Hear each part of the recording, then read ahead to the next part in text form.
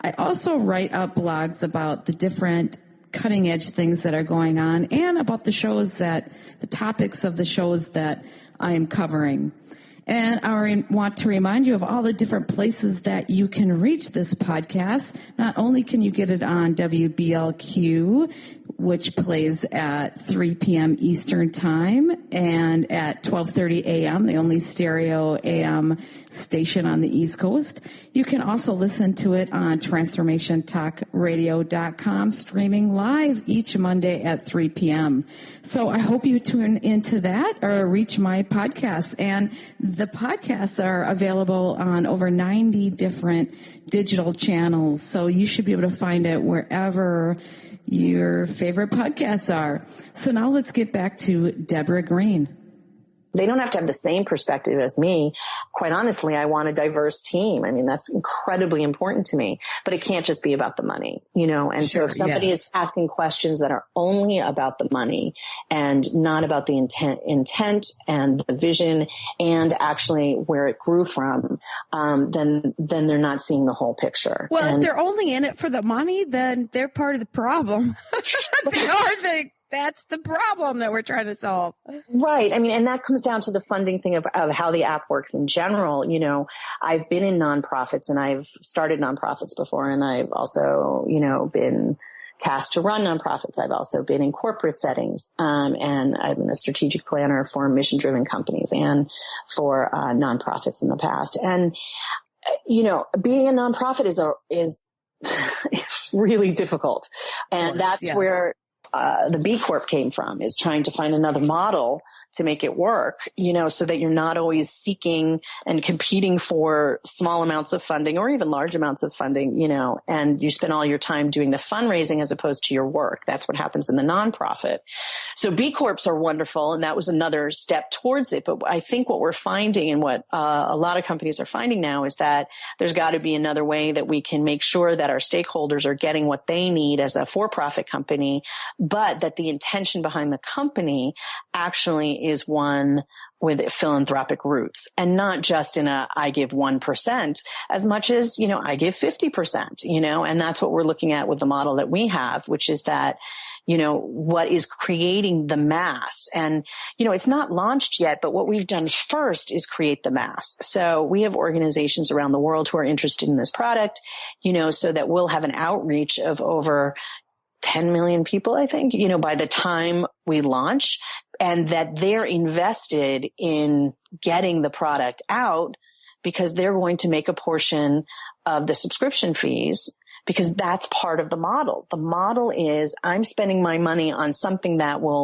I want personally, but I'm spending it knowing that this company is going to give to this organization that I back and that I want to back. So you get you get a value proposition twice as a consumer. You get the value proposition of the actual product, and you get the value proposition of I feel good because I'm doing something good at the same time. Well, who are you finding that are interested in the product?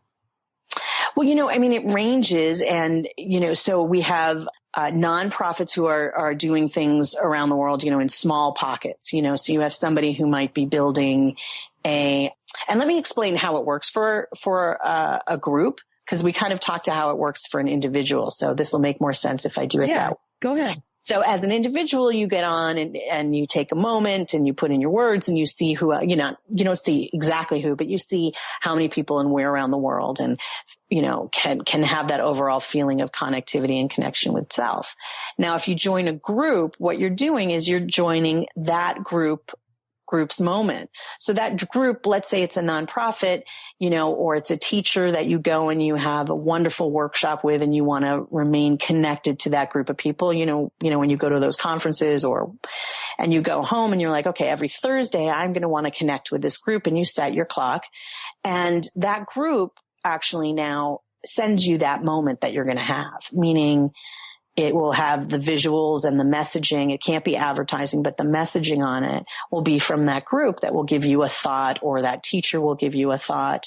And you'll spend those 3 minutes thinking about whatever that thought is, and then plug in your words. And then you get to see how that group is feeling at that moment. So it keeps you connected through that group. Interesting. Okay.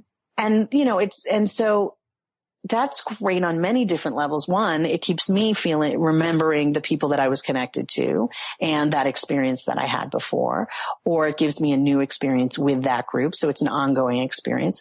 It also gives data to the group leader to say, okay, this is where my people are, my constituents. This is what they're thinking and feeling in this moment with this messaging. And, and it keeps people on a path.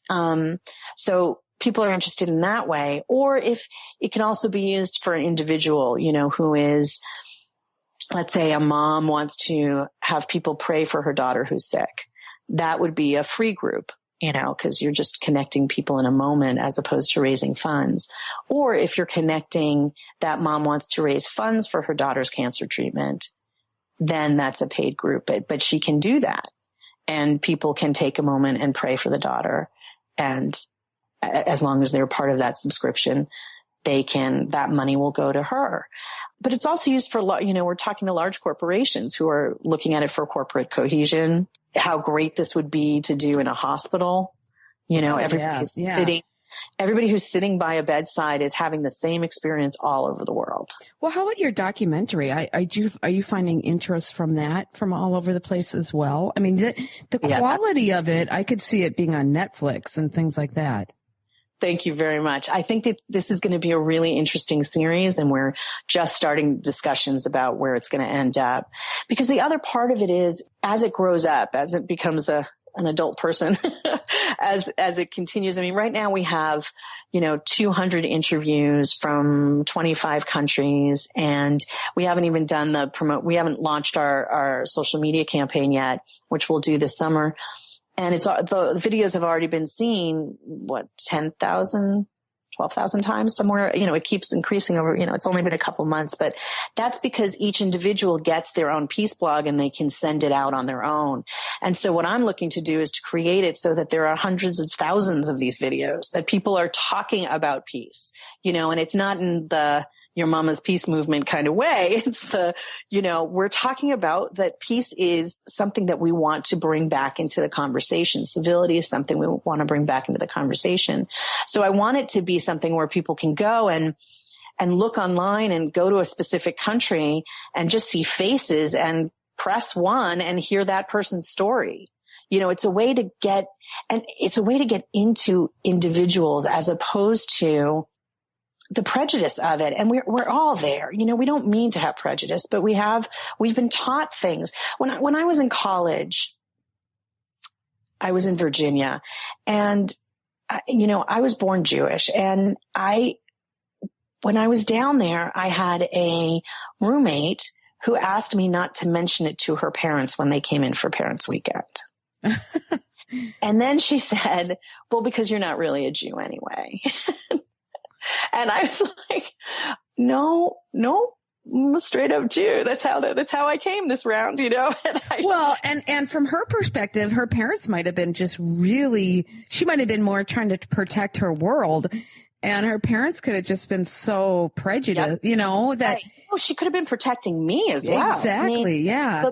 But the thing that struck me even at 18 was that instead of it shifting her opinion by actually meeting somebody who she had never met before, instead of shifting her opinion, she decided I wasn't really a Jew because I didn't match what her preconceived notions and how she'd been taught. Did she learn a lot with you? Yeah, I think we both did. Yeah, we definitely learned a lot. But I feel like that's what these do, is these videos, when you actually hear somebody that you normally don't get to hear in a really personal way, after a while, it does shift your view because you start seeing people as human, not whatever the label is that that you've been taught. So that's what we're trying to do. Well, what are you learning as far as talking to people all over the world? Nobody wants conflict, right? It's scary can you imagine having places being bombed all around your community? Nobody wants that. It's interesting. One of the things that was really striking with a couple of gentlemen who were speaking in Pakistan, and And the thing that struck me is how matter of fact, and this could be a personality trait as well, is that somebody needs to distance themselves from the pain. So they speak more matter of factly. But he was just talking about, we asked about what was one of your favorite peaceful moments in your life. And he said, one of my favorite moments was when I was at this wedding and my 2 daughters were still alive. And, it was a really beautiful day. And it was, and it was he just said it so matter of factly. And he was maybe in his late 30s. So his daughters had to have been young, or another gentleman, we asked, what is peace to him? And he said, peace is the moment between when 2 dead bodies fall. Oh, geez. And it's like, we all are struggling in different ways, but this is, that they're used to a different kind of, a moment of mortality, and